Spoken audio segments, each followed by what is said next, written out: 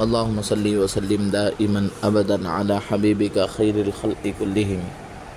مؤذنین رسول صلی اللہ علیہ وسلم عہد نبوت میں حرمین شریفین مکۃ المکرمہ مدینۃ المنورہ میں 4 مؤذن تھے۔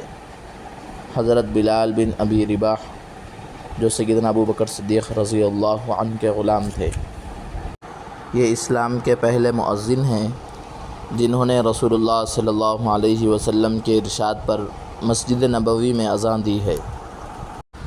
دوسرے حضرت عمرو بن ابی مکتوم القرشی العامری رضی اللہ عنہ، نابینا صحابی۔ تیسرے حضرت ابو محذورہ رضی اللہ عنہ، مکۃ المکرمہ۔